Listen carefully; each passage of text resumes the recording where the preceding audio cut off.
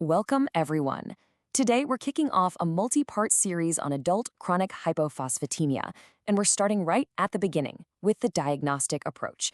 This is all about laying the proper foundation for a condition that, as we all know, is incredibly common, but often, and I mean often, missed. Let's break down those critical first steps. So here's our game plan. We're going to tackle this like a diagnostic funnel. First, we'll nail down the definition.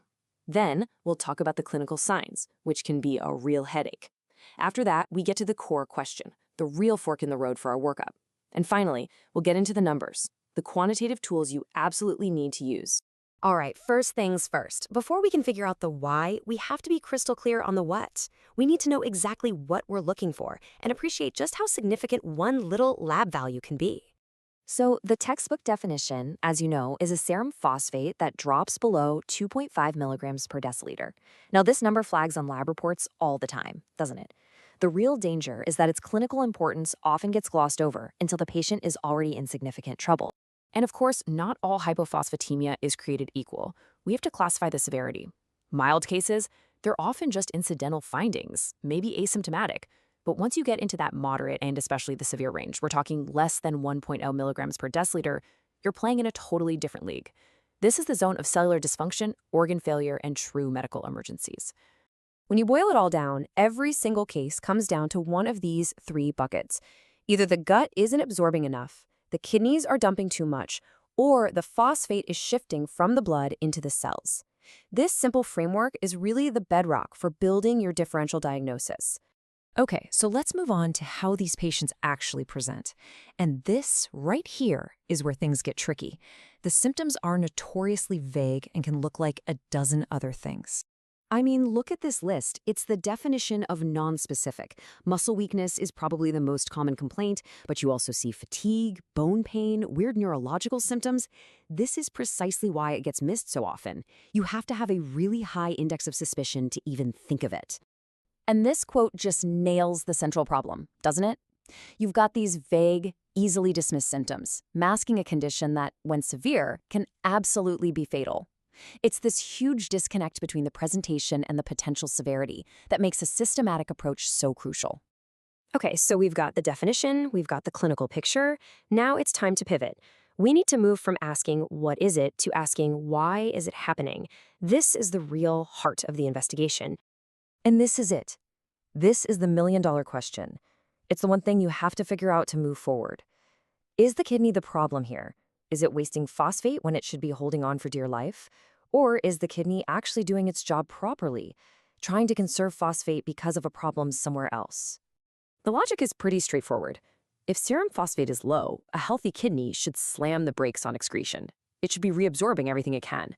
So if you check the urine and find a bunch of phosphate, well, that's completely inappropriate. That tells you there's a primary renal leak, a defect in the tubules. So, the big question is, how do we prove it? How do we go from a hunch to an objective, confirmed diagnosis? This is where we need to pull out the calculator and actually quantify how the kidneys are handling phosphate. And this three-step process is really the gold standard. It all starts with collecting the samples the right way. From there, we calculate two key numbers: the percent tubular reabsorption of phosphate, or percent TRP, and the big one, the tubular maximum for phosphate reabsorption adjusted for GFR, or TMP/GFR. First up is the PTRP. This calculation gives you a quick snapshot of what percentage of the phosphate that gets filtered is actually being reabsorbed back into the body. It's a good first look, but as we'll see, it's not the whole story. So while TMP is helpful, TMP/GFR is really considered the more robust, more accurate measure. Think of it as the kidney's set point. It's the theoretical serum phosphate level below which the kidney should be reabsorbing pretty much 100% of filtered phosphate.